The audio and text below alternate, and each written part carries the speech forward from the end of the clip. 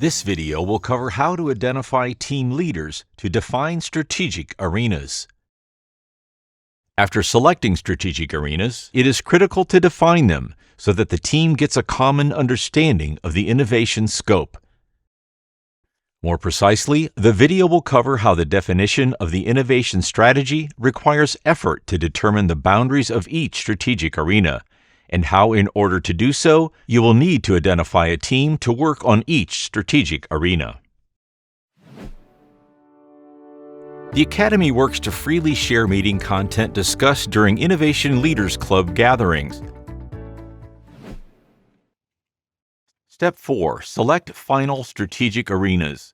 Now is the moment of truth. It is time to make the final selection. At this point, you are looking to downsize the number of strategic arenas to concentrate on 4 to 7. Before making any selection, you and your team should question yourself about the affinity of the strategic arenas. Do any strategic arenas go together? You will probably combine technology with a market and maybe a product type. You are already starting to define the strategic arenas, and it eases the selection.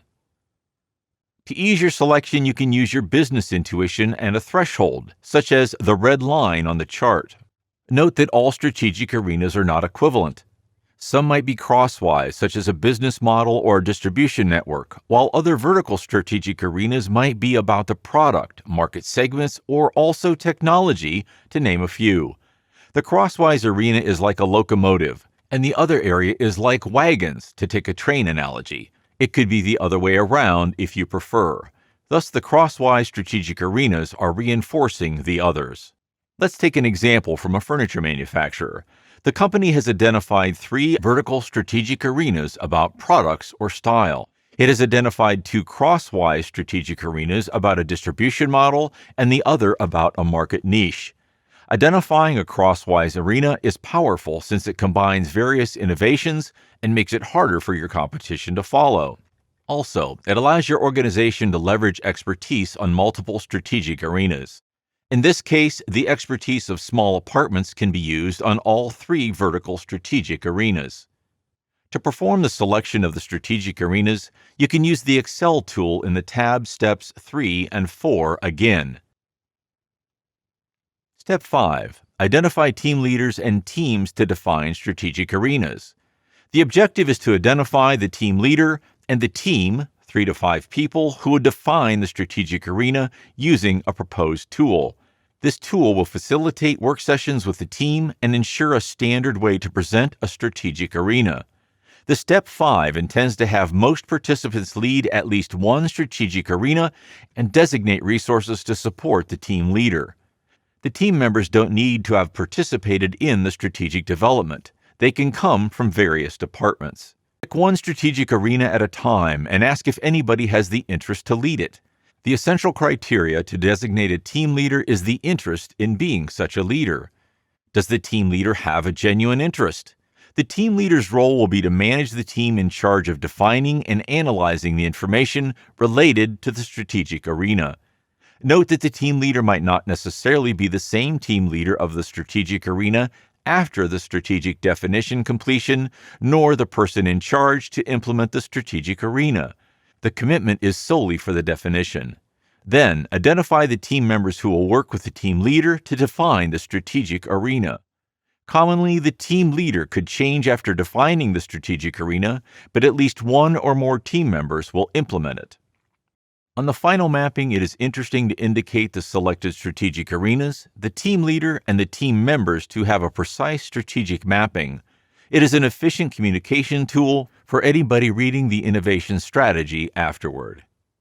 The team leader and team member can be indicated in the Excel tool at the top of the table. In this real example, you can note the blue post-it stuck to identify the selected strategic arenas. The team leader and team member are also added on another post-it. It is a convenient way to capture the information in an in-person facilitation. Here is a high-level view of the tools to define a strategic arena and its attack plan. There is an optional step, which is to select Greenhouse Strategic Arenas. The greenhouse is usually interesting strategic arenas, but they are not matured enough or you don't feel ready to jump in. Greenhouses are usually a new trend, technology, or regulation that will evolve over a period of time. A greenhouse will usually have one or more of the following characteristics. The organization is currently absent in the strategic arena.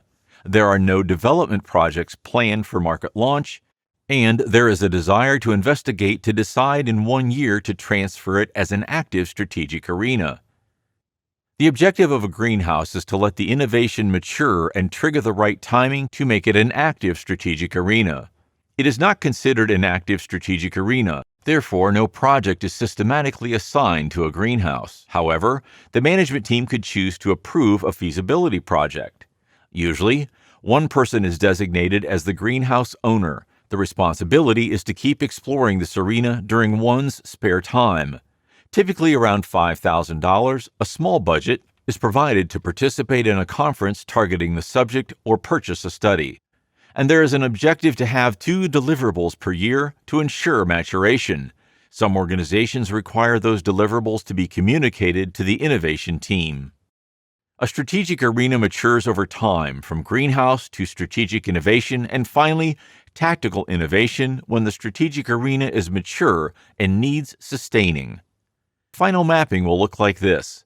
With the selected strategic arenas, the team is working on each and the greenhouses. The others are unselected strategic arenas.